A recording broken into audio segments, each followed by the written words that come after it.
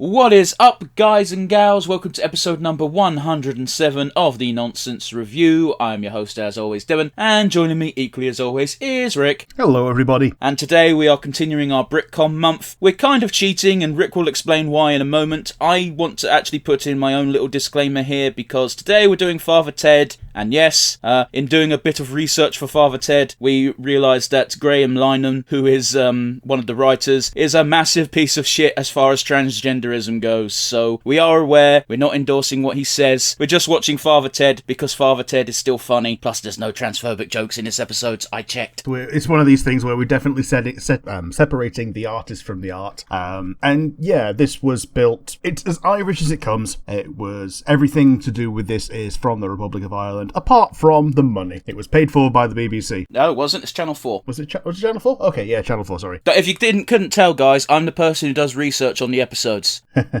But yeah, that's our disclaimers out the way. We're doing Father Ted, which Rick wanted to do because he thought it'd be funny because it's not really British. So with every month, sometimes we just throw a spanner in the works, and this time it was me that did it. It normally is me that does it. I fought against it. Yeah, you did. But could we think of a better fourth to go with? I can think of a dozen. Yeah. I had a list of a dozen other options, but no, Rick said this will be funny because it's Irish. I'm like, okay, you do you. I'm throwing you right under the bus, Rick. I'm sorry. Yeah. And the other disclaimer is that I've never watched this when I was growing up, so this will be my first time seeing it. Oh, real talk? I've never watched an episode of Father Ted. I know 2 jokes from Father Ted. One of them's in this episode. Yes. And we use the other in daily conversation. We do, because it's the best, but we'll get to that when we watch the episode. First things first, if you are a fan of the podcast, you're probably already aware that before we actually review the episode, what we like to do is talk about our weeks and the goings-on in the wide universe. So to that end, Rick, how's your week been, buddy? Well, in personal news, I started my game, and that's going to be a Pathfinder game, and this is since last week when I talked about the same thing. It's now happened, and people seem to be enjoying it. The people that want to play Pathfinder seems to be enjoying Pathfinder, so... Being a part of said game, I'll straight up admit, Pathfinder combat flows a lot easier than D&D combat does. Yes. You can basically plan your actions a lot better. That free action economy makes life a lot simpler, I'll admit. Yeah, like sometimes the choice is, do you use 1 or 2 of your actions to move, or 0, and then plan the rest around that. For those of you who have listened to the podcast before, specifically Nonsense Retrospective, I can't remember which Owl House retro I put it in. It might have even been the Amphibia retro, I don't know, but I mentioned saying that I really wanted to play Hootie in a game in D&D, and that's what I'm currently doing. Yes. And it's not overbearing at all. Like, you're playing a really fun take on a Hootie that wants friends. Yeah, I'm doing my best to rein it in, because if I go full Hootie, no one's going to have a fun time, including me. I caught an episode of The Simpsons. What? What is this, the 5th dimension? Yes. So the most recent episode of The Simpsons is a very obvious take on critical race theory and book burning, censorship in schools. And it uses, weirdly, Kirk Van Houten as its mouthpiece for it. The way that they paint it up is that he is descended from a Van Houten in Springfield who made a boo-boo, made a big old gazebo, and it collapsed and he died. And he feels bad that when they have to homeschool, that's basically the only history book that they read from. And it's an allegory for, my family owned slaves, now my kids are having to learn about slaves, I want to not learn about that. Okay. So it's basically, like, he's on the side of censoring history. There are very few people on the side of teaching history because it's history, including Martin Prince's parents, who I've not seen in fucking 20 years. The only episode I remember them appearing in is when they poisoned all the kids with bad clams. Yeah. And I think like Dr. Hibbert. And the takeaway is when Mayor Quimby goes to Superintendent Charmans and says, okay, I understand that you want to play both sides. I understand that you want to please everyone. However, of these 2 groups, one of them is the one that's going to tear the town down if they don't get what they want. And it's not the ones that are wanting to teach. So, Something, January 6th. Yeah, it's about as subtle as a sledgehammer. It's weird that Kirk Van Houten is the one that gets the... It's very weird, because Kirk Van Houten was always a butt of he was always a cuck joke. Yes. And now it's like, but now he's also a Trump supporter, so it's okay to laugh at him. Yeah, Lisa even brings up the term red hats. Don't want to get too political now, Simpsons. No. And Homer does the thing of, let's feed off rage from both sides, and they stopped just short of saying, yeah, that's what Fox has done since the day zero. Well, there was a lawsuit at the moment at Fox, did you know, where which has actually gone through, where you're not actually allowed to lie to people when broadcasting the news. And at the moment, there's quite a few lawsuits about COVID because they lied the fuck about COVID. And Fox's current defense is, I can't remember the geezer's name, I think his name's Tucker something. Yeah, Tucker Carlson. Yeah. Piece of shit. Their main defense is, oh, well, that's not news because he's playing a character. And it's like, you present it as news, you don't make it clear this is some sort of parody. Fuck you, Fox, you bastards. Yeah, they're trying to claim the defense that no reasonable person would take things said on Fox News as news. They're using it as, they're saying that it's an entertainment channel, despite the fact that news is in the name and it's in the block of news channels on the satellite cable or whatever you've got. Yeah, it's bullshit. Also, if you are on a cable program in America, you are forced to pay for Fox News separately unless you call and cancel it. Weird. Yeah, you're automatically subscribed to it at like $8 a month or whatever, which is not cheap for one channel. No, God no. But yeah, other thing I've done is I have started Pokemon Infinite Fusions, which I have been finding very fun. I've not gotten very far. I've just mostly been playing around with the Fusion Calculator and going, yeah, this would be sweet to have. It's a full recreation of like Fire Red, Kanto, and apparently it's got Johto as well, and the gimmick is that if there is a Pokemon in the game, it can fuse with any other Pokemon in the game. But yeah, even Professor Oak seems to be on board with this. He just like casually passes some to your rival who fuses the other two starters that you don't pick, which, yeah, they all go down pretty well. Some of them are really, really bad because they're just automatically generated from, like those fusion generators you'd see like 5 or 6 years ago, but the good ones are the ones that have got custom sprite. And then out in the wide world, Persona 5, Phantom of the Night. It's been given the tagline of P5X. It's a mobile game made by the Perfect World guys. It's currently going into beta up around the 29th of March in China. It's possibly going to be a gacha game. I've not seen the trailer, I just saw an article, but I have seen that the mascot is a penguin. He looks more like an owl, but fair. Okay. Yeah, owl, sorry. Yeah, I have seen the trailer. I watched it literally just before the podcast, and nothing in the trailer makes it look like a gacha game. It looks like just another Persona 5 game. Dude, how good would it be if it was just a mobile game where you buy to play? I mean, I wouldn't really care for that because it'd still be a mobile game, and I don't like playing games on my mobile. But the friend who shared the trailer said that it is going to be a gacha game. I don't know where he got that information from, because, funny enough, the trailer is all in, well, you're saying it's releasing in China first, so I assume Chinese, but I thought it was Japanese. So, I think the trailer is in Japanese. Well, no, I've not watched the trailer. I think the voicing and all that's going to be in Japanese because that's what the intellectual property is. Perfect World Entertainment is based in China. I think they're doing the beta in China where they can get user data from local people without like exporting it to Japan and getting shouted at for giving Joker, I don't know, a canon love interest or too many lines because he's meant to be a silent protagonist, despite the fact that Joker is not the person that you're mainly using. Joker doesn't appear in the trailer until the very end. Yeah. I have seen a screenshot that's like all of the Phantom Thieves in the background, but looking like it's the same scene. Okay, yeah, none of the Phantom Thieves show up in the trailer except for Joker at the end. He crashes through a window and looks cool because it's Joker. Yeah, I've seen a screenshot that's definitely got like different Phantom Thieves, including like Joker and Queen. I didn't care to look at the other ones because I assumed they were all there. There's more than one figure there. I'm like, okay, I see that. I'm more interested in the owl. But yeah, I think that's about it for me and my week. How about you? How has your week been and what have you seen out in the wide world? Alright, first and foremost, I'm going to change my regular format in. This is more of a news article, but the Steam Spring Sale is currently on. You've got until the 23rd of the 3rd. There's games out. I bought a few, including Persona 3, because fuck it, I've never played that game, so I'll give it a go. Sweet. I believe it's the portable version that's on Steam. I forget. I didn't look at the tagline. I believe it is. It's the one with no free roam, and you can choose the female main character. Yay. Mando Season 3, Episode 3 came out. It was a weird episode, but I liked it. Okay. Yeah, because Episode 2 was a banger. There's very obvious things that they have to do in Episode 3. They have to finish Episode 2. In Episode 3, those things don't really happen, except they do, but it takes 5 minutes. Okay, the things that could have taken 5 minutes does take 5 minutes, and yeah, I guess the rest of the episode just goes on from there. I've not seen it yet, so yeah, boy, cool. I'm not going to spoil it for you, but it's not what you think's going to happen. It's not going to happen. Oh, no. It happens, but it doesn't happen. And I know that sounds fucking stupid, but I'm trying not to spoil it for you. Your mind's going to be blown when you see what they do. I'll put it that way. Okay, Haluva Boss. Yes.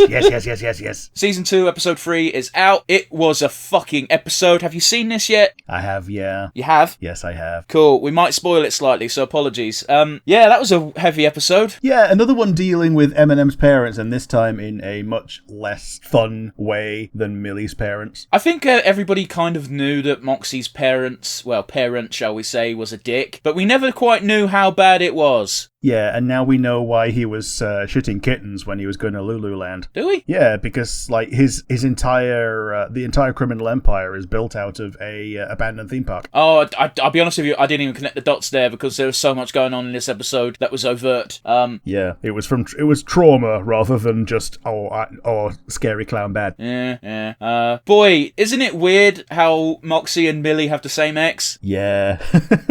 Does it not? Chaz. My days, did they not do a magnificent job of making this character the skeeziest of skeeze bags? Yeah. And he does have some depth to him as well. Like, okay, he's a one-note character, but at least he's not completely stupid. I mean, he kind of is, though, isn't he? Like, I mean, yeah. How long did he think that his ruse was going to last? Because let's say the Moxie's dad's plan worked. Moxie got married, and now he's a made man, and he's in the family. It's like, okay, so now share that fortune with me, son-in-law. Oh, I don't have it. What did he think was going to happen then? Yeah. I think the idea was get close to Dad on his own, pop a cap in Dad, and then take over the Empire. I don't think it would have been that easy. No, it definitely wouldn't have been. I will say this. I think my favourite joke of the entire episode, which came after the most frustrating part of the episode, was Moxie's dad pressing a button and loads of dildos just appeared out of everywhere. Moxie's just like, who would enjoy this? And then you just hear Blitz screaming, there's dicks coming out of the walls! Ah! Yeah, that was a pretty fun one. Oh, the not fun one, because it's too fucking real, was the conversation Moxie had with his dad about, he came out as bisexual, and then it's like, oh, congratulations, you're gay, son. It's like, it's a different thing. No, it's not. Like, oh, I felt that in my soul. Yeah. Oh, yeah, some good gags here. And yeah, I clocked pretty early on that it was also Richard Horvitz voicing the dad, even before he was revealed to be the dad, because, that's a very distinctive voice over the phone. Fair enough. Yeah. Do we want to talk about the really stupid gag of Luna just sitting in the same spot for the entire episode? It's the tether cat principle. If you leave and return and someone is doing the same thing as they were doing when you were leaving, then your mind fills in the blanks that they just continue doing that thing the entire time you were gone. I mean, she's also a teenage. Well, I don't know if she's still a teenager. Like she's at least 18, we know that. But she was just playing on her phone the entire time, which is super believable for her character. Yeah. Yeah, apparently she's meant to be like 22, and Eminem are meant to be like 27. Fair enough. I don't know how old Blitz is meant to fucking be. Probably a bit older, considering he's bald. But it doesn't matter though, does it? Because he fucking acts like he's 12. Yeah. Rick, I finished Koala Man. Ah, that's a good fucking series. Yeah. Was it the Kookaburra that was the villain that was teased? Oh yeah. The Kookaburra, because he laughs like a Kookaburra and he's dressed like a Kookaburra. But yeah, it's a really good series. It's funny. Each episode is somewhat self-contained, but at the end, they reveal a running plot that was happening, and it was just like, oh, of course, yeah, makes perfect sense. Oh.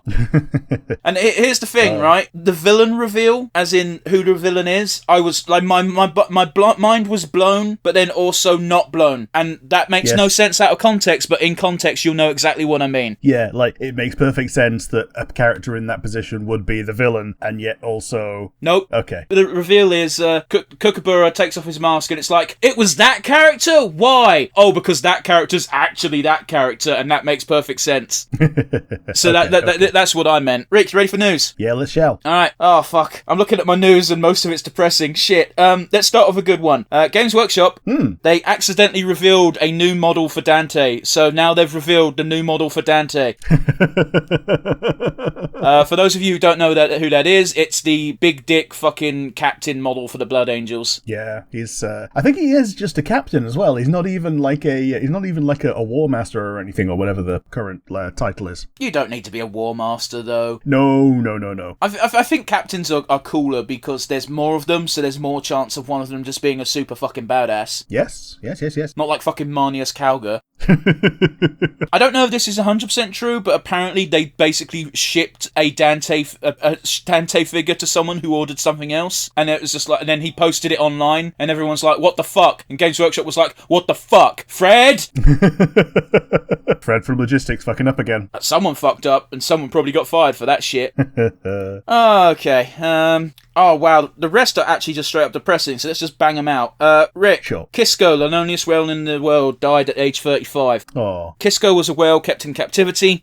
He was captured from the wild before there was laws against that shit. And, yes. Yeah, there was many reports of that whale basically banging his head and biting the sides of the walls, essentially trying to kill himself. And, now he's gone. There's now legislation that more or less stops that shit from happening again, but unfortunately, because Kisco was already captured and in his enclosure, this is the worst example of grandfathered in I've ever witnessed. Yeah, he didn't have a fun life, and yeah, like you say, basically trying to kill himself in multiple different ways.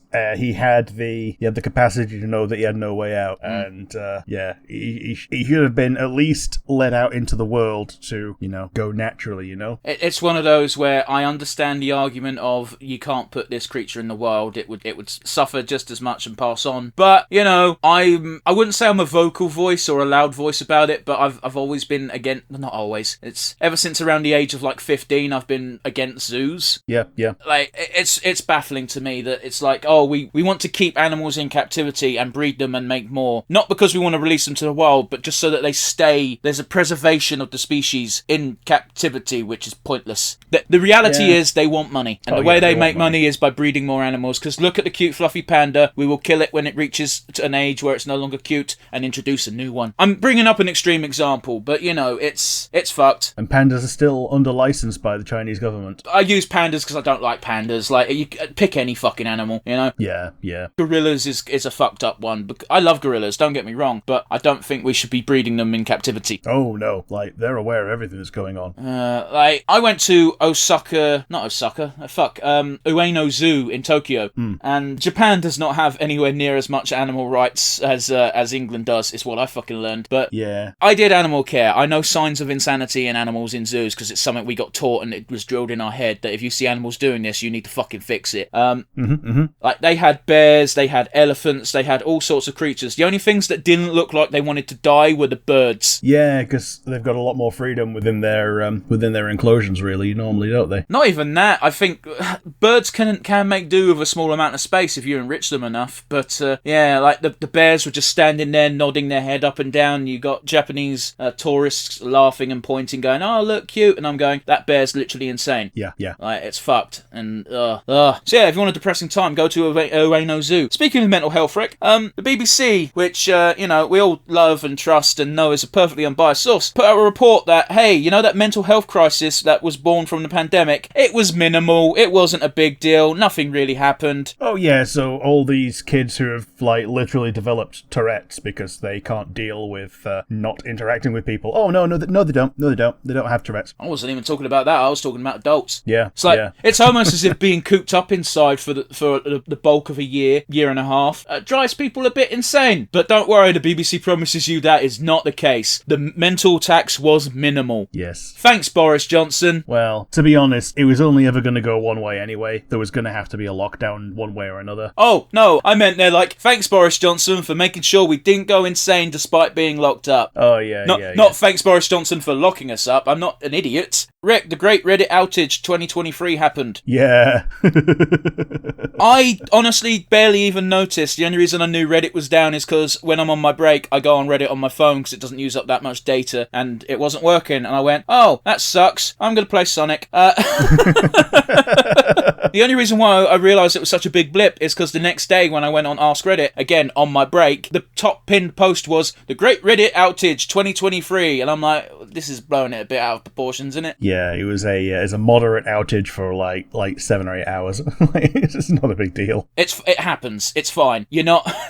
I get it. There's some people who spend all day on Reddit, and it would probably bother them. But yeah, I don't know. Go outside and touch grass. Yeah. It's one of those a lot of people who work Facebook office jobs will have a Reddit tab open at like pretty much all day, just for, taking a micro break. Every hour, take like 3 minutes just to browse the thing that you were looking at, rather than, taking an actual coffee break or a smoke break. If you're a smoker, everyone knows you get unlimited 10-minute breaks. Well, kind of, but whatever. I'm not that bitter about smoke breaks because they're killing themselves, so it's fine. Rick, we're going to end on a final piece of news, which is kind of sad.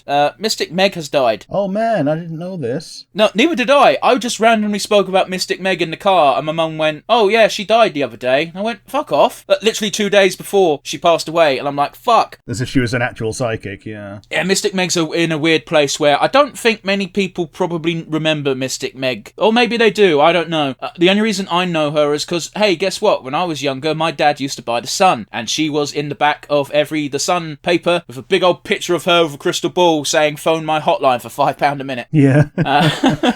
Yeah, for me it was, she was basically one of the spokespersons of the lottery. Yeah, she was on the lotto, wasn't she? Yeah, they dedicate part of the lottery program, which could be literally 17 seconds of here are your numbers, win or not, to like hyping it up, and she would go, "Oh yeah, if you picked certain numbers, but also if you are a certain person, or if you have certain characteristics, or 7 kids or whatever, we'll be celebrating too." Yeah, Mystic Meg was probably one of the best charlatans in the country. Yeah. It's one of those where the reason why I remember her fucking adverts is because it blows my mind, because The Sun used to also have a bunch of other phone numbers. They were adverts for sex lines. Oh yes. But what do you expect from the paper that had page 3? Well, but they had really tiny pictures where if you squinted just right, you might be able to see a bit of bush, which to 10-year-old me was a godsend. Yeah, because he already had the tits on page 3. Nowadays, all you have to do is fucking go on Google, know how to get around the fucking parental blocker, and there you go. Ooh, there's some fanny.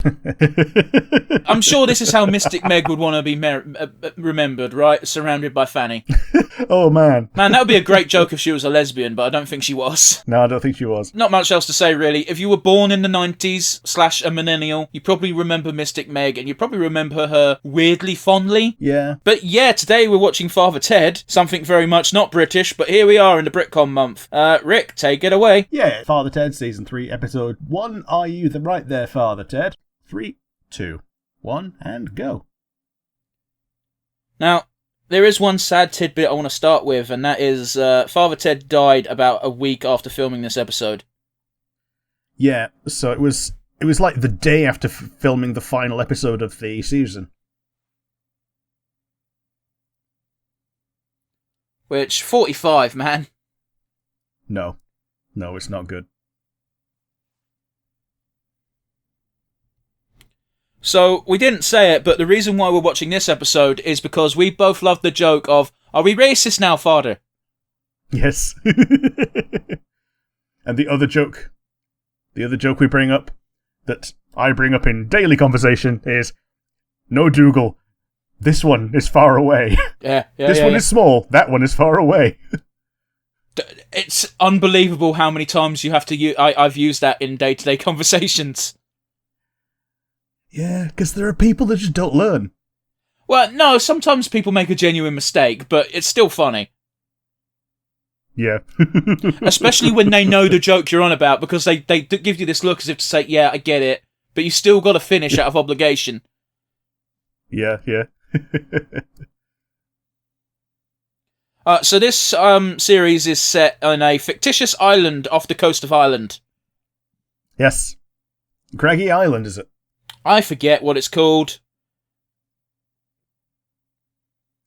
And this particular episode comes just after he's won a golden cleric in a Christmas special, apparently. Oh, okay.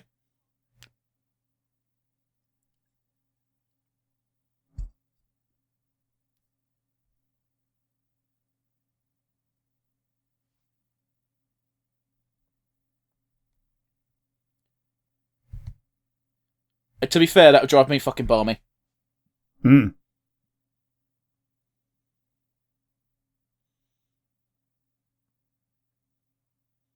Oh, cool, they got around the censors by saying feckin' instead of fucking. Yes. That's a normal thing in Ireland, apparently. Because of the word feckless. Oh, okay. which is a normal word, but nobody uses it, apart from to get around saying fucking. Why the fuck was he in a coffin? I love how Father Ted is not, it's not perturbed by this. No. Oh, okay.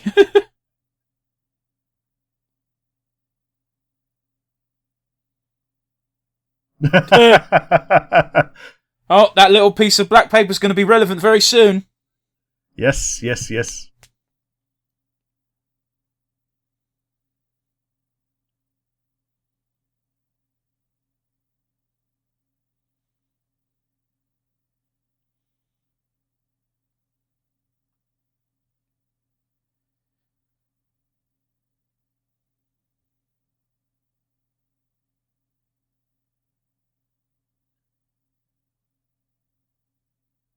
We're being very silent, but there's not much to riff off right now. Nah, this is... Oh, okay. The Shining is in his philosophical books.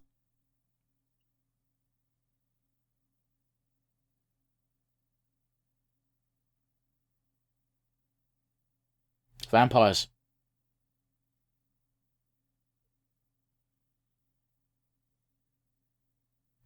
Oh. Oh, yes. Oh, it's going to be Nazi shit, oh. Isn't it? Oh, no. Yeah, yeah. That's why it's locked up. Oof.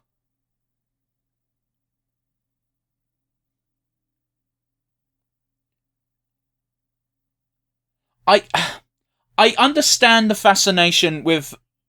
There's the SS. Yeah. I understand the fascination. I really do. But it feels tasteless. Yeah, so... Having... See, that's bad. Yeah, that's bad. That's a bit different. Before he was showing artifacts from battlefields. That is just straight up like, I support the Third fucking Reich. Yeah, yeah. Ireland very famously neutral in the wars. Yeah, they just waited for the first one to start so they could get their independence.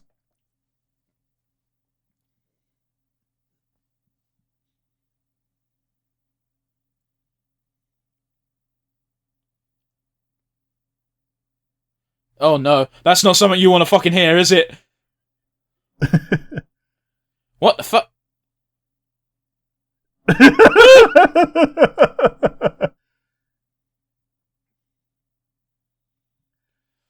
Oh Jesus, I'd fucking run so fast. Yeah, so that's the Nazi version of Father Jack, I assume. Or that guy's specific. I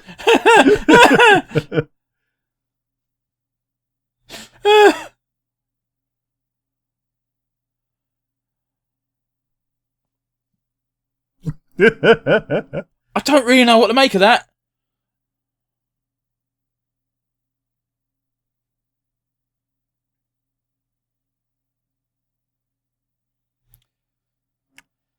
In case you couldn't tell by now, Dougal's a fucking idiot. Yes. And that's the that's the basic premise of most of his jokes. Yep.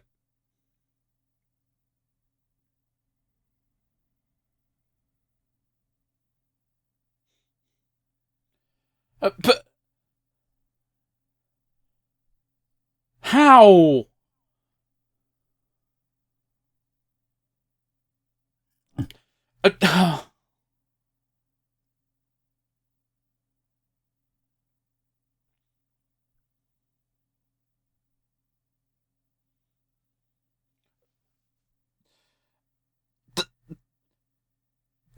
Why is that funny, Rick? I guess she's a stalker.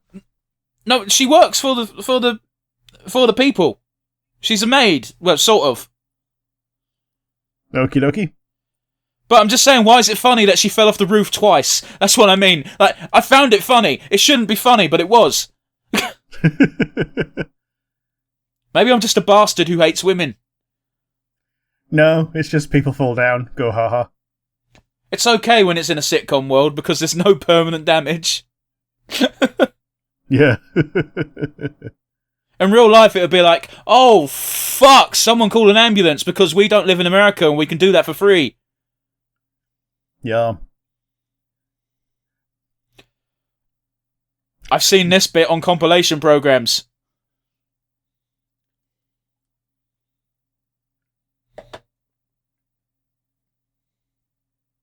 Oh, no. It's making me cringe, Rick. Oh.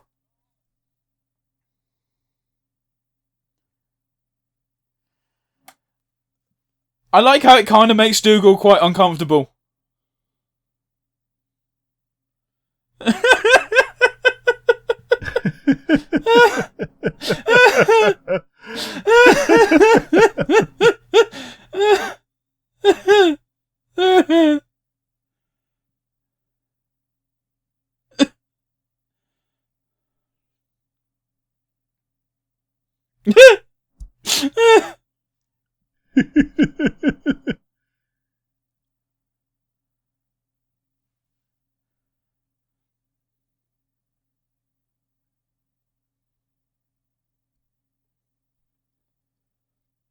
Apparently Chinaman is a racist term.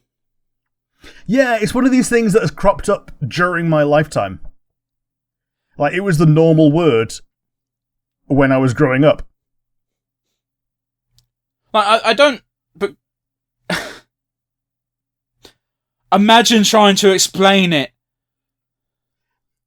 To people in a car who are about to run you over. But yeah, it's I don't begrudge if Chinese/Asian people have always found it offensive, and it's just become recent that people give a fuck, then yeah, change your vocabulary. But the only reason I know Chinaman is an offensive term is because there was a film starring Jackie Chan called The Foreigner. Ah, yes. And it's based on a book. Was it not originally called? Was it not originally called The Foreigner? Yeah, originally called The Chinaman. Yes. Which, yeah. Weirdly enough, they still call him that in the film. Yeah. Yeah. Apparently, part of the main reason was that in America, if they didn't know a Chinese person's name, they just note them down as John Chinaman. Well, that's disgusting. I can understand why they wouldn't like that. Yeah. And then also, they used it on Japanese people as well. Yeah. And Korean people. Yeah, I'm seeing the problem. Well, don't forget when they put the Japanese internment camps in the United States because they didn't want Japanese citizens to get randomly attacked on the street because of the Japanese war. It wasn't just Japanese people they put in there. It was, oh, you look vaguely Asian, in you go. Yes. Yeah, they held the Dulux chart up to you, and if you look vaguely Asian based on that, then... Yeah. Oh, here we go. I'm going to get the famous line.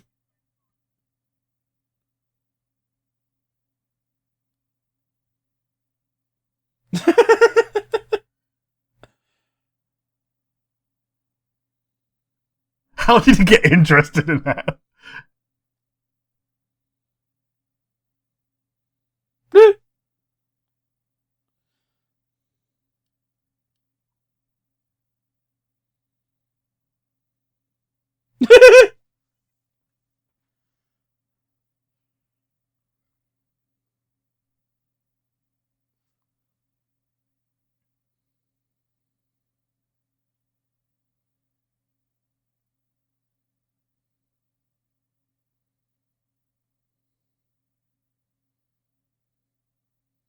What the fuck kind of shopping is that?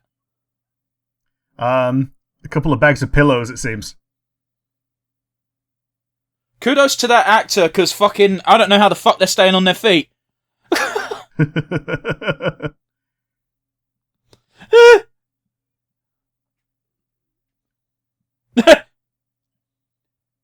Fucking hell. I think we all know that one person who, whenever any conversation remotely related to race comes up, it's like, oh, I've always fucking hated insert X race. And you're like, whoa, why? I don't like the way they walk. What the fuck does that mean, Dave? Did he just get an egg chucked at him? Yeah. Yes, he did. Multiple eggs, apparently. Fuck. To be fair, who expects Irish music to come out of a Chinese pub? No.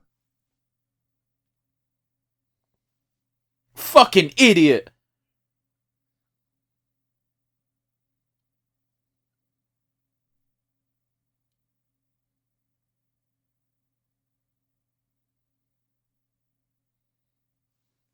What the fuck? Was that his hamster riding the bike?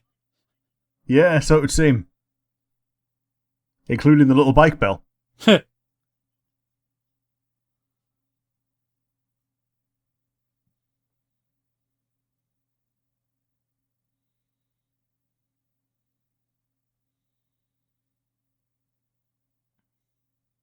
Oh. Yeah, so maid might be the wrong word, but she basically does jobs around the house. Okay. Wink, wink.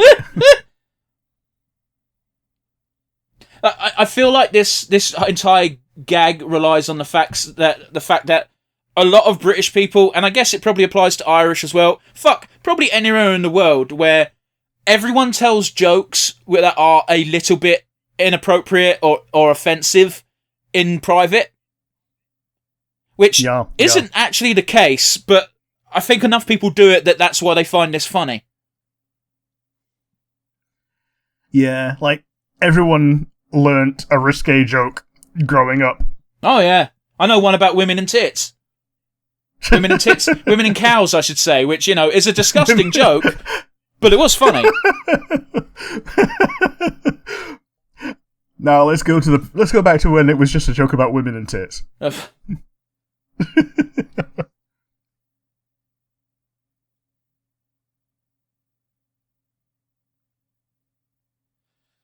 There we go.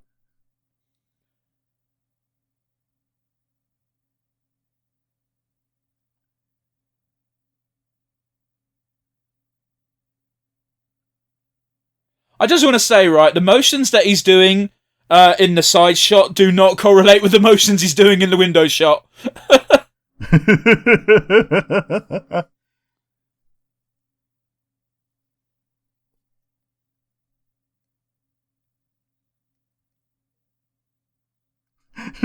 Dougal's football shirt.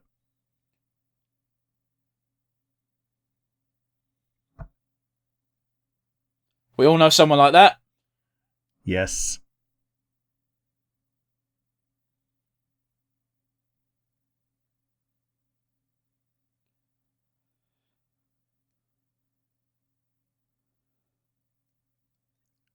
Stop clock. Stop clocks right twice a day. Yeah.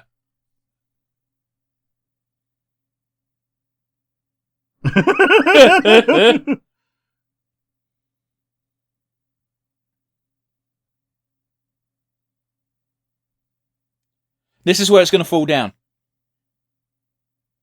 Good.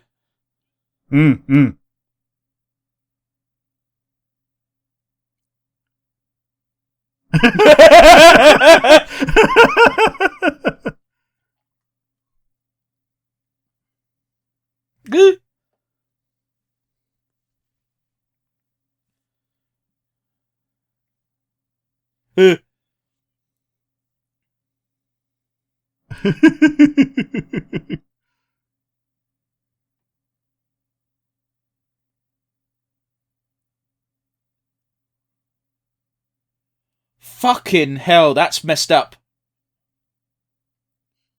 Yep. 50 years. Ugh.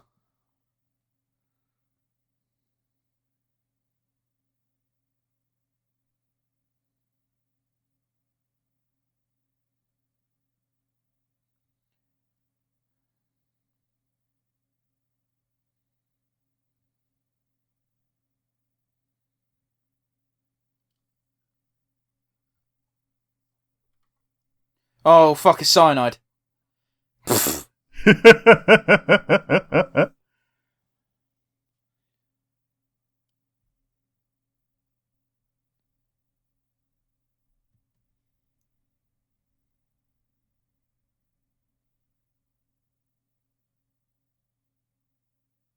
Couldn't have happened to a nicer guy. No.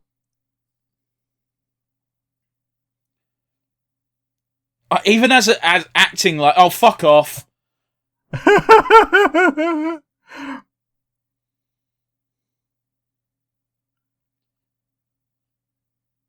wish it worked like that. There's a Simpsons episode like that as well, isn't there? There's like I think there's 7. Yeah. chucking people onto a trash can and it does perfect chiropractic. I think that was a Futurama joke as well, with Bender bending the professor. Yeah. He bent him 180 degrees and he felt great. And then bent him the opposite way and goes, Professor's sad now. Oh, Professor's sad.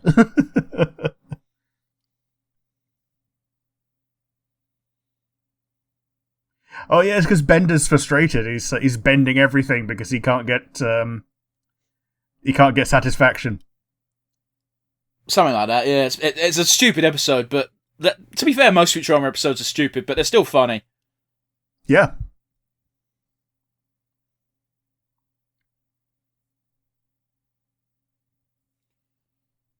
She's going to do that one too many times and fuck herself up again, isn't she? Yeah, you could hear it click when she did it. What an inappropriate song to be using. Oh wait, is that just what that one dude was listening to on his headphones? I think so, yeah.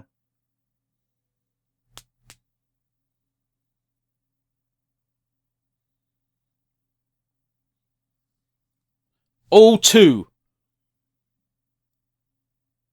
No, there you go, there's the joke. Yeah.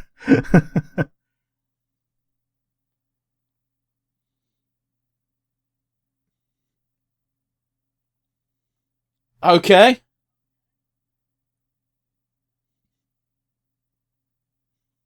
I can't be racist, I have black friends.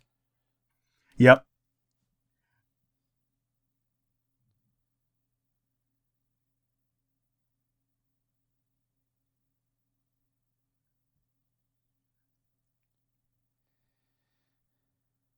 What?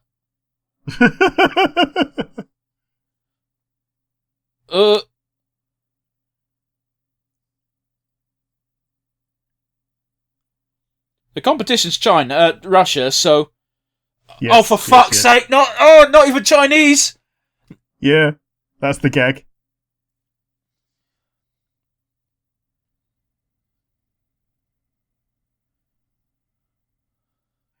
That's also Japanese, isn't it? Yes. That's the gag. Yeah, no, I know, just...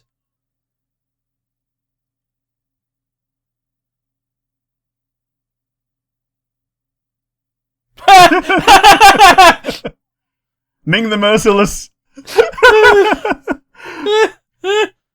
He's from space.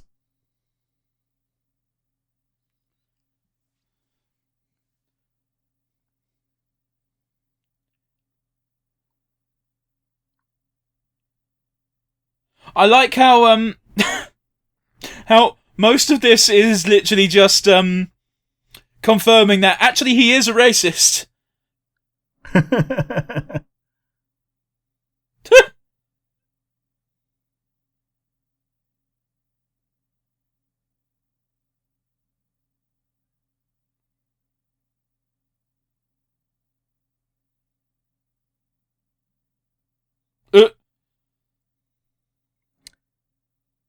Yep.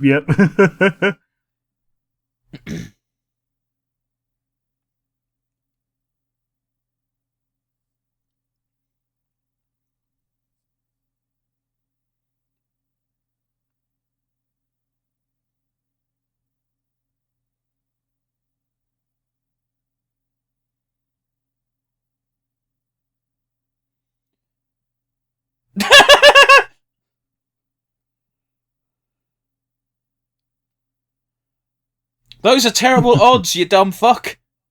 No. I mean, yes. Oh, is this going to be all the German shit because that other dude died? Yeah, because apparently he's the only person that ever showed any interest, so, like, he inherits it all.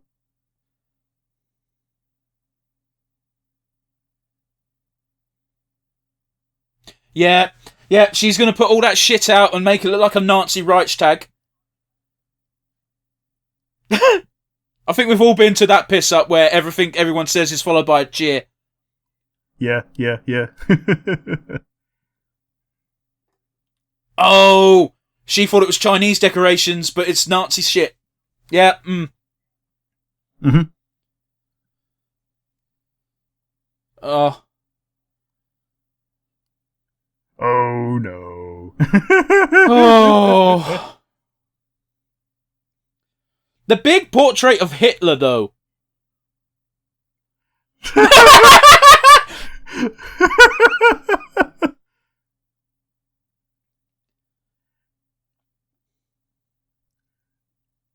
Well, to be fair, the swastika is a Buddhist symbol of purity. Not that version of it. Nah, the other way around it is. Actually, apparently the that way round is also a symbol. Okay, but not this version of it, where it's in a white circle with a red background, where it's quite clearly the Nazi fucking swastika. Yes. What the fuck? What the fuck? How would you react to an old fuck dressed like a fucking Nazi SS officer coming out of a box and stealing your sandwich? No one would fucking believe you. Yep. I'm sorry, I didn't mean to yell if I blew out anyone's eardrums there, but what the fuck?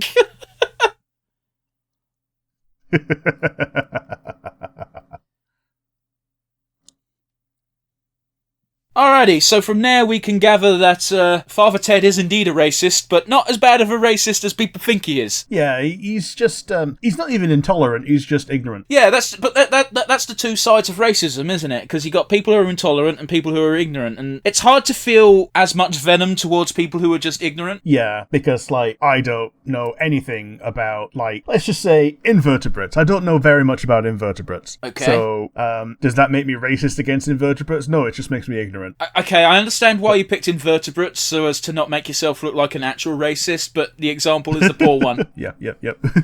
I don't know. I get it. I get it to a certain degree because, I don't know, I've not met very many Polynesian people, you know? I don't know anything about that culture. True. I don't think I'm racist against Polynesian people, but if I met one for the first time, I might say some pretty dumb shit. Yeah, and then that's a springboard to learn. Yeah, pretty much. There's always a tone as well in the way that you phrase questions and sentences where I think people can tell if you're being genuine or if you're just trying to be a dick. Yeah, totally. But yes, with that tangent out of the way, Rick, what did you think of the episode? It was pretty fun. Like, I'm sure there are other episodes that go more into the lore of the characters, but, like, this is season 3. The characters are already established by this point. And even then, we got enough of them that Father Ted is the main character, Father Dougal is the idiot. The other father's fucking batshit insane. Yeah, Father Jack just pops up every now and again to be a weirdo. Yeah. But yeah, how about you? What do you think? It was a good episode. Like, we made no secrets. We watched this episode because of one joke we knew was in it. And that joke was pretty much the theme of the episode, and it didn't grow stale. Yeah. It was very funny. I wasn't expecting so much Nazi shit in it. The only Nazi stuff I knew was going to happen was the fucking Heil Hitler through the window, because that's funny. Yes. But boy, the guy who played Father Ted, I apologise, I don't know his name off the top of my head. Dermot Morgan. Very, very good job of looking petrified as he walked into the Nazi room, while also maintaining his polite ruse. Yes. But yeah, I think that'll about do it. Let's get to our usual rundown, Rick. Do you have a favourite moment? It was when Dougal had a good idea and then immediately wanted to back out of having a good idea because it's the first time he's had one. He didn't know that you had to have other smaller good ideas afterwards. Well, it's one of those, isn't it? Because I think we've had that on the podcast a few times where me and Rick talk about the podcast off screen, guys, and sometimes we brainstorm ideas and it's like, oh, this will be a good idea, this will be a good idea. I don't think Rick or I consider ourselves idiots, do we? Not so much idiots. When I say idiot, I mean Dougal level of idiot. Oh, no. We might be sometimes a little bit ready, fire, aim. But, you know, there's times where we spit out ideas and we go, that sounds good, what do you mean? And we immediately go, as soon as you dive further than the first step, you're like, this is probably shit. A lot of things fall flat and turn out to be a lot thinner than the pun that you made in the first place. We still have an episode of After Dark that will never see the light of day. Yes. But yeah, do you have a favourite moment? My favourite moment was, it's the old Irish farmer just going, I hear you're racist now, father. And yes, I realise I can't do an Irish accent. That's the best I can do. And then going into the logistics of, oh yeah, I spend all day on the farm, stop for a cup of tea. I don't know if I'll be able to dedicate myself to being a full-time racist, but we'll give it a good college try if that's the church's stance. Absolutely, absolutely. And then you just cut to the batshit insane woman who wants to have a go at the Greeks for no reason. Yeah. Considering we see no other Greeks in this episode to our knowledge, like, it comes a bit out of left field, but again, like, I think I brought it up during the episode. I think we all know that one person who hates a certain ethnicity/country, and whenever it comes out, you're like, what the fuck? Yeah. What'd they do to you, bro? But yeah, we can't only talk about the good, we also have to talk about the bad. Let's talk about the bad, Rick. Do you have a weakest link? The fact that you could see a lot of the cringe coming a mile off and you were already pre-cringing. Oh, yeah. The pre-cringe in this episode is strong. And it all paid off, but still, like, the pre-cringe is strong. How about you? What was your weakest link? My weakest link is going to be a meta one, and it has to do entirely with the disclaimer at the beginning of the episode, and that is, unfortunately, this series is a bit tainted by the fact that it was co-wrote by Graham Linehan, who, piece of shit. Thankfully, there's no trans jokes in this episode, because it would have made me feel super uncomfortable. I don't think they've got any, or at least I don't think there's many at all, gags about, like, any LGBT issues. There might be some jabs at the gays, because at the time the church would not have liked them. No. And yet, I think Ireland was one of the first places to, like, countrywide make gay marriage legal. I don't know about that. I think we're going to have to fact check that one. It wasn't the first, but it was one of the first to make it legal countrywide. Well, I'm doing a cheeky Google. No, 2015. Okay. Well, it was in living memory anyway. Yeah, but so was every country, Rick. That's the awful part, isn't it? I can't think of many countries that had gay marriage before I was born. I can't think of any off the top of my head. But anyway, negatives aside, we like to end on a high note. Rick, MVP. I'm going to go with Dermot Morgan, the father Ted Crilly himself. He carried the episode, as you should, by being a main character. And we got to see, like, all of the emotions that he was processing throughout the episode as he was, like, confronted by different degrees of stupidity. But yeah, how about you? Did you have an MVP? Yeah, I'm going to give it to Dougal. Yeah? I don't want to take anything away from Dermot or Father Ted. Without them, the show would not exist. And as we said, Dermot's acting was great. However, as is, I suspect, the case a lot of the times, because Dougal is the idiot, he is not always, but mostly the source of most of the punchlines. I get you. I feel you. In this episode, he really did shine. Yeah. I don't see much of the point of the hamster, other than the fact that, yeah, the bike for the hamster is what fixed Mrs. Doyle. Listen, we both started pissing ourselves laughing at the end where the fucking hamster was on the bike riding out the Nazi room. Yeah. Yeah, the hamster's like, fuck this shit, I'm out. But yeah, it's one of those where it was also kind of adorable in the sense that Dougal is too innocent to really understand racism. Yes. But yeah, that's going to do it for us today with our third Britcom episode, not being a fucking British sitcom, but whatever. I'm not bitter. If you liked what you saw, we got the comment section down below. Let us know what you liked, what you disliked, and any suggestions for future episodes. If you're not watching via YouTube, but instead listening via one of our many audio platforms, you can instead send us an email. Where have they said email to, Rick? nonsensereviewuk@gmail.com. Once again, that is nonsensereviewuk@gmail.com. Rick, do you think our outro is getting a bit too formulaic? Little bit. And on that note, we'll see you next week, guys. Ta-ra!